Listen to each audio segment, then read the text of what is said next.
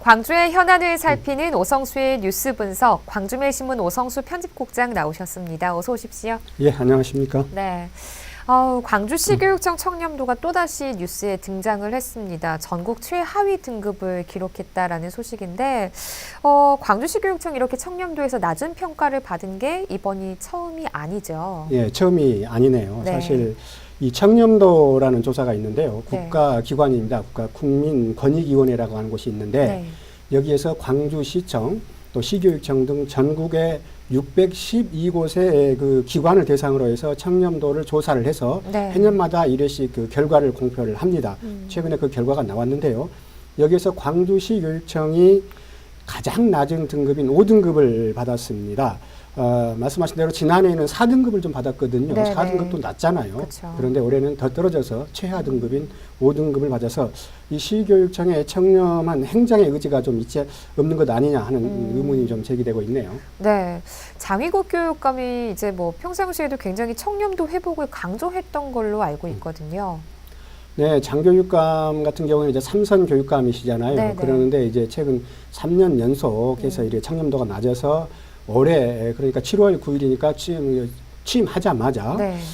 이제 부교육감이랄지 주요 실국장들이 참석한 청렴 정책 추진단 회의를 직접 주재를 했습니다. 네. 이 자리에서 장교육감은 청렴은 조직 문화의 시작이자 끝이다. 청렴 상위권 도약을 위해서 뼈를 깎는 노력과 실천이 중요하다 이렇게 당부를 했습니다. 네. 이런 당부를 한 것에도 불구하고 최근에 조사에서 오히려 더 지난번 조사 때보다 더 낮게 나와서 이런 강조하신 말씀들이 좀 말뿐인 구였지 않느냐 하는 비난도 좀 들려오고 있습니다. 네. 그런데 이번 조사가 뭐 외부 청렴도, 내부 청렴도, 그리고 정책 고객 평가를 종합해서 나온 점수였는데 이 뭐 외부 청렴도 점수가 낮다 한들 다른 항목에서는 점수가 높을 수가 있는데 뭐 외부 청렴도뿐만 아니라 내부 청렴도도 4등급에 불과합니다. 뭐 이게 더 문제가 아닐까 싶은데요.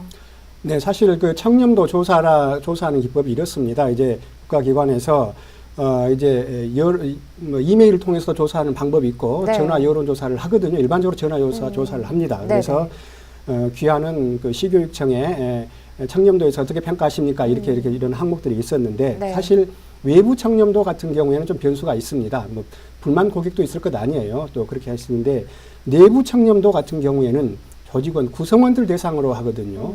이 내부 청렴도 조사에서 매우 낮게 나왔다 하는 것은 상당히 의미가 크고 상당히 좀 심각하지 않느냐 하는 생각이 드는데 다시 말해서 시교육청의 의지하고는 상관없이 네. 시교육청 직원들마저도 자체적으로 청렴도에 문제가 있다 이렇게 보고 있다고 해석이 맞을 것 같습니다. 네. 이렇게 좀 세부적인 이야기를 들어보니까 조금 더 심각하지 않나 이런 생각이 드는데요. 그렇다면 이번 이 평가에 대한 장희국 교육감의 입장 어떻습니까? 네, 제가 보기에는 장희국 교육감이 굉장히 좀 충격을 받았던 것 같습니다. 왜냐하면 네네. 사실 연속해서 3년 연속 최하 등급을 받은 데다 네. 조금 전에 얘기했던 것처럼 이제 7월 취임하자마자 또 강조를 했는데도 불구하고 네. 오히려 더 이제 최하 등급을 맞았기 때문에 네. 이제 더 충격을 받을 수밖에 없었는데 지난 10일이었던 걸로 알고 있습니다. 장교육감이 이제 공식적인 회의 자리에서 또다시 이 청렴도 최하위권에 머무르는 것에 대해서 학생들과 학부모들한테 굉장히 부끄럽고 미안하다 이런 입장을 밝혔습니다. 네네. 또 내부적으로 혁신이 덜 됐기 때문에 3년 연속 이 같은 하위 평가가 나온 것 같다.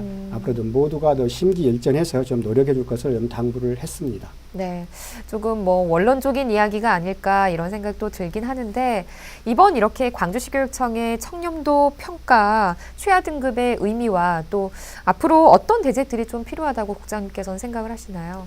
네, 사실 청렴도라는 것은 이제 공직자들이 얼마나 깨끗한 복무 자세를 갖고 있는지를 이제 저는 잣대잖아요. 네. 게다가 이제 외부 인사들은 물론 내부 직원들도 이 조사에 포함이 되기 때문에 조직에 대한 평가에도 가언이 아니거든요. 그런데 네. 이번에 광주시교육청의 청렴도 최하 등급은 매우 부끄러운 평가라고 이렇게 볼 수 있습니다.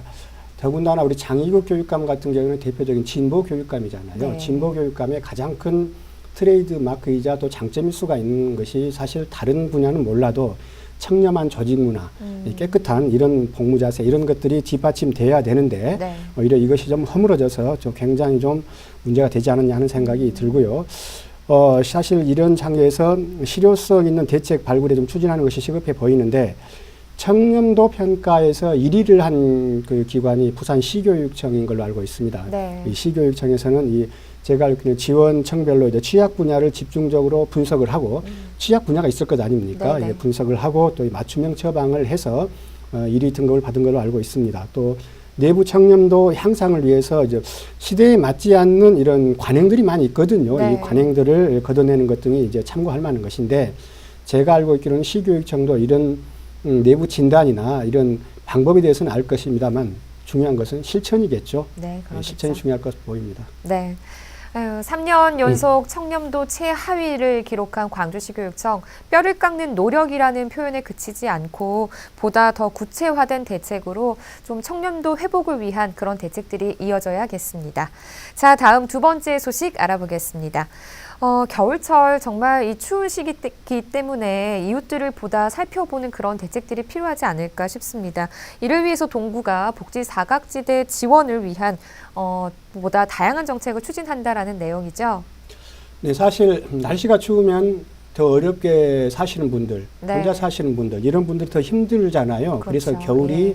상당히 좀 어려우신 분들한테는 더 어려운 계절인데요. 그래서 국가 차원이면 국가 차원, 광역 단체는 물론 기초 단체에서도 이 복지 정책을 굉장히 강화하고 있는 추세입니다. 네. 특히 이제 올해 같은 경우에는 더 내수 경기가 더 침체가 돼서 더 이제 그와 같은 것이 집중돼 있는데요. 네. 광주 동구가 혹여라도 놓칠 수 있는 취약계층을 찾아내서 발굴단을 운영을 하고 있습니다. 네. 위기가구 그리고 또 고령 혼자 계시는 독거남이나 독거 여성분들을 중점적으로 발굴해서 지원한다 이런 내용들입니다. 네, 더 꼼꼼하게 찾아내서 도움을 주겠다, 지원하겠다라는 이런 내용인데요. 그렇다면 어떻게 좀 이분들을 찾게 되나요?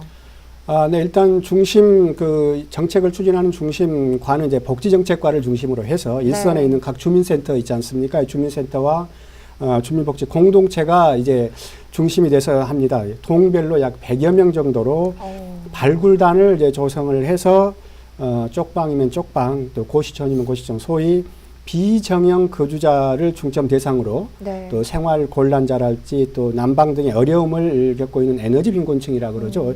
이런 분들의 어떤 위기 가정을 적극적으로 좀 찾아낼 그런 계획입니다.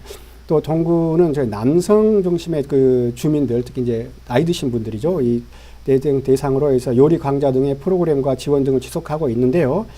이번 역시 발굴단 운영으로 해서 지원이 필요한 홀로 사시는 고령의 남성들도 적극적으로 찾아내서 정말 불편함을 최소화하도록 한다는 계획입니다. 네. 한 동마다 100명 정도의 인원이 동원이 돼서 좀 어려운 이웃들을 찾는다라는 건 정말 많은 인원이 동원이 되는 건데, 그렇다면 이제 이분들을 좀 찾았을 때 어려운 이웃들에게는 어떤 지원들이 제공이 되나요? 일단 이제 발굴단이 어려운 이웃분들 찾는 게 이제 급선무겠죠. 네. 이제 찾고 이제 가장 먼저 하는 게 이제 필요한 상담을 합니다. 이분들이 필요한 것이 무엇인지 네. 그렇게 또 필요할 때 뭐 경제적인 지원이면 지원, 대부분 이제 경제적인 지원이지만 또 의료적인 도움이 필요한 분들도 있거든요. 네.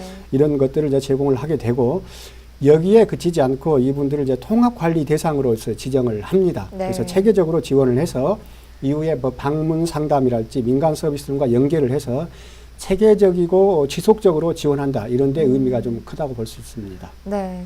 추운 겨울 정말 우리 이웃들을 살펴볼 수 있는 적절한 정책이 아닐까 싶은데요. 앞으로 이 사업을 위해서 많은 분들과 또 동구청이 수고해 주시기를 바라보겠습니다. 자, 이번에는 북구청 소식입니다. 북구청이 11년 용석 양성 평등정책평가에서 최우수구로 선정이 됐습니다. 어떤 내용인가요? 저도 취재를 하다가 알게 됐네요. 네. 알게 됐는데 정말로 11년 연속 우수 양성평등정책 우수 사례로 선정됐더라고요. 네. 근데 아시는 것처럼 양성평등은 굉장히 뜨거운 사회적 이슈잖아요. 네. 그래서 사실 뭐 북구청뿐만 아니라 모든 구청에서도 굉장히 비중 있게 다루고 있는데요.